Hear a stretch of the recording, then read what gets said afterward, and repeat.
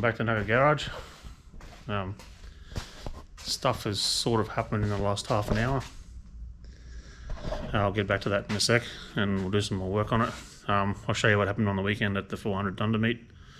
First, was the first meeting out with the new power with the KE10. Had a few issues, you'll see it in the video. I made a driver error in round one. And now we've got to wait till Kenda, which is 2 weeks, to sort of see if we can get it in the 4s and the 8s. Anyway, I'll make a quick video out of that and then we'll come back and start working on this.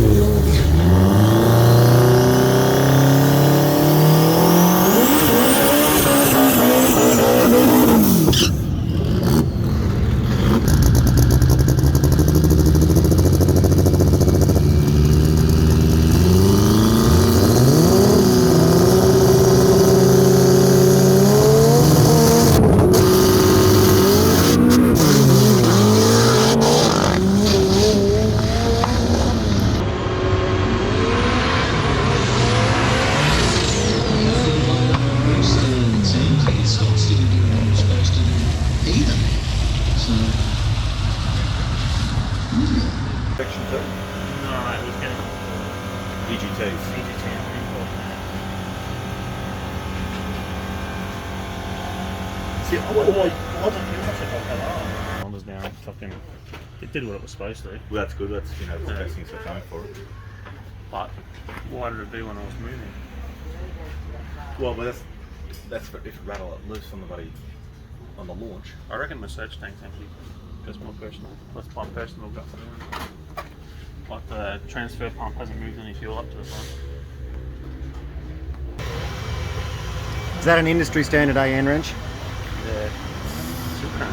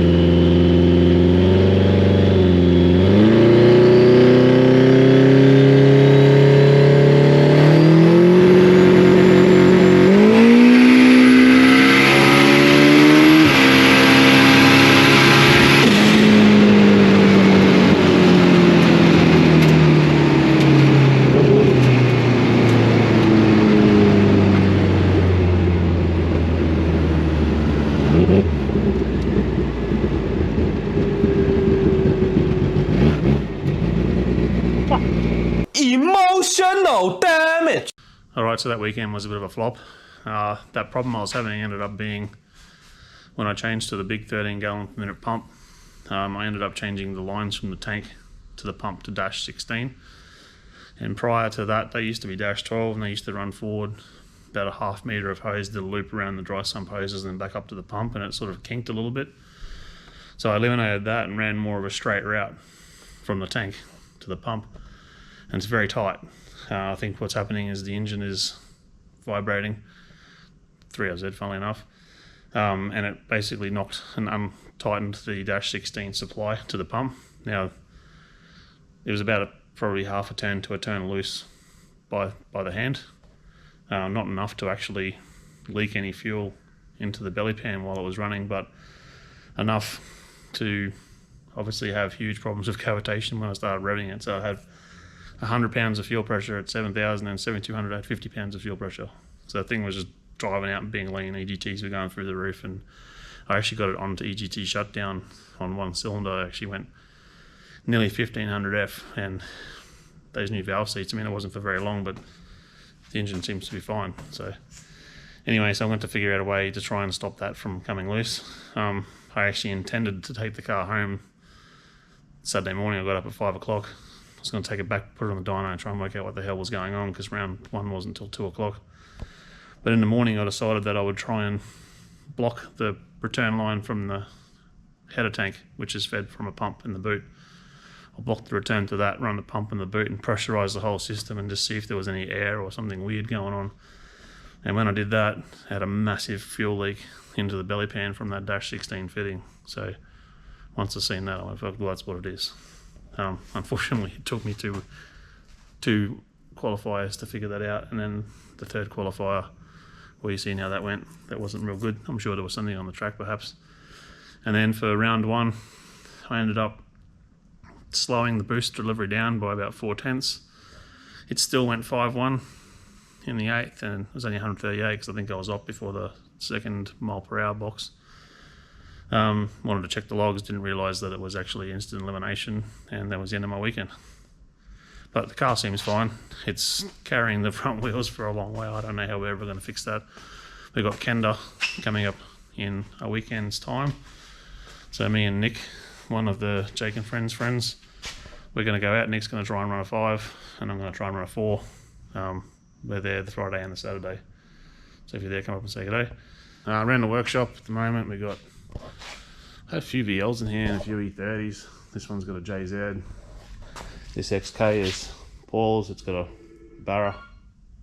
Go away. Turbo Barra, and it's got intercooler right down the back, so Dave's going to do like full car length aluminium pipes, and the dump pipe was extremely tight. Apparently it had most of the wiring done. If that means 6 wires goes to the ECU for the injectors, that's about it. Zade's VL's back. It's now tubbed sheet metal 9-inch thanks to the guys at All Street. Has a Plasma Man plenum on it now. I'll try and get it over the ton today. Warren's Lethal VL. We started to check why it started running funny and found the alternator has died, the regulator has died, so that's going to be fixed this morning. This little Datsun's back. It's developed a big hole in the VE table. I don't know why, there's something weird going on. I had to put a whole lot of correction in there that shouldn't need to be there, but if that's what it wants, that's what it wants.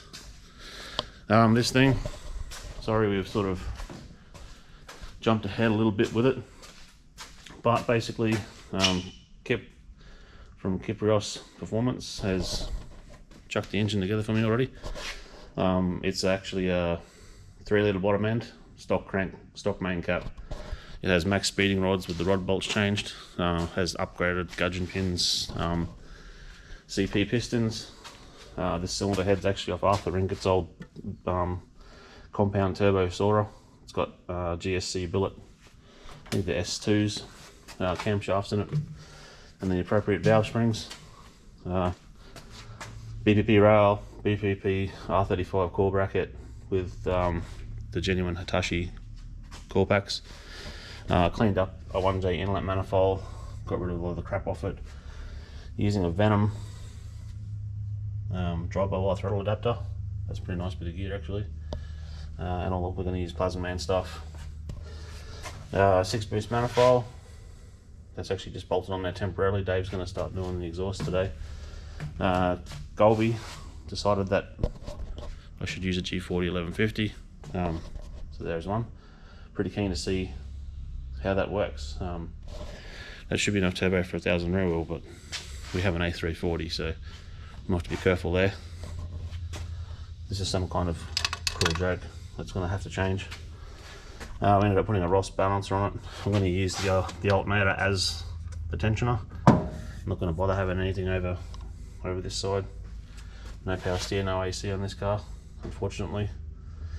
The A340 is in there. It's been built by Nick Garm. It's got all the bits in it that it should handle sort of 800 rear wheel. The converter in there at the moment is an unknown one that I've cleaned up and put in. It should do the job for now. I've got another one coming from WA. A friend of mine over there has sent, but we're having trouble actually getting it here. The freight company keeps thinking that I'm closed. So basically with this, we've changed the intercooler. Well, Dave has. The other one was mounted pretty rough and it had a pretty rough top bracket, and no longer has. So the idea is this weekend is long weekend for Easter. I think Dane from Cornfed's going to come in. We're going to try and knock out a few of the bigger tasks.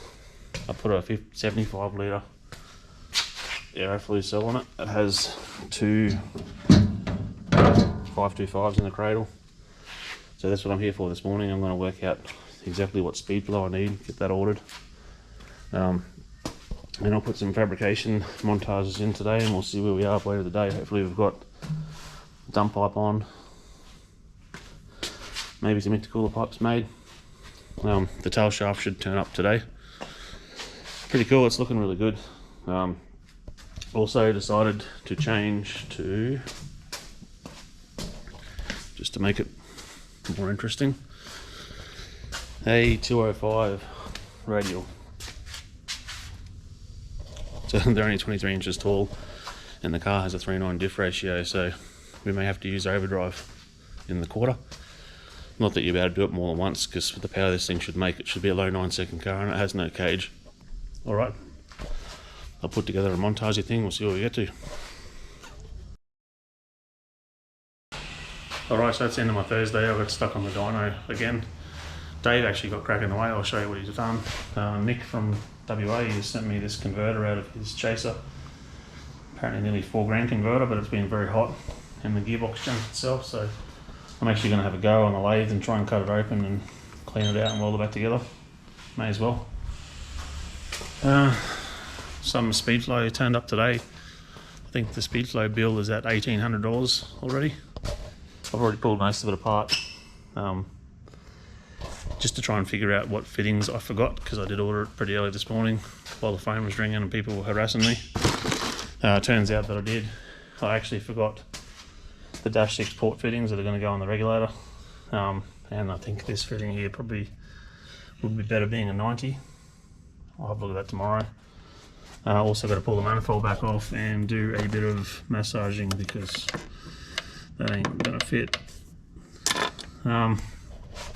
Dave's actually got the manifold bolted on for good, the wastegate done, screamer done, 3.5 inch dump done, down to a flange. I'm going to do some heat shielding through here. It's no biggie. So tomorrow, yeah, we've got a few people coming down to give me a hand. We're going to knock out all of these fuel lines, oil control lines, water lines, try and get the radiator plumbed up. See if I can make a shroud for this radiator. I think Dave's going to come down and get 1 or 2 of these intercooler pipes done.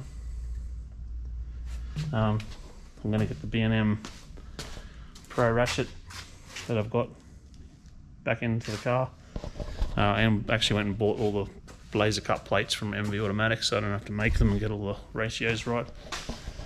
The fuel tank today, this is the only thing I really got to do. I wired the pumps, put the bung in there, it's all bolted together for good. We're just going to run out of here down through a fuel filter as a return.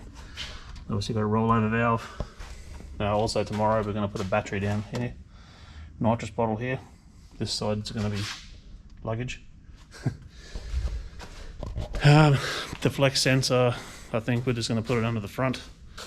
I don't really need to ever get to it, so I may as well put it out the road down there somewhere.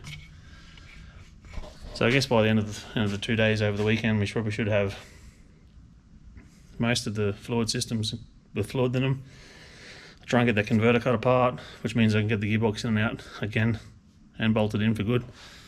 I've got to change one of the gear position selectors over because I can't get plugs for the one that's on it. Next Level sent me one of their gear position input boxes and plugs and pins for 3 solenoid plug and the other type of gear selector. So I'll change that over. Probably wire that up to a sub harness. I think Andrew's going to wire this next week, as he's probably going to drive this thing that road trip. The fuel system, this all stuff come from Golby's. It's a BPP rail, 1650cc injectors. Obviously it's a Bosch drive-by-wire. I've got a Nissan X-Trail T31 pedal, which actually bolts straight to the floor in the AE71. All I've got to do is cut and shut the 2 pedals together, and it looks like it's just going to work. The ECU is going to be an Elite 2500. That's here. Going to use an IC7 dash. I probably won't even mount it in there. I'll just sit it on the column. But the original dash is going to do nothing really. I haven't actually looked at what the body loom looks like in this thing. There is a whole heap of fuse boxes and stuff hidden up under here. So I'm assuming I can just power that up and it should work. Anyway, sorry about a bit of a hodgepodge video again, but it is what it is. I'll see you next week, and this thing will be pretty close to starting, I think. Alright, I'll catch you then.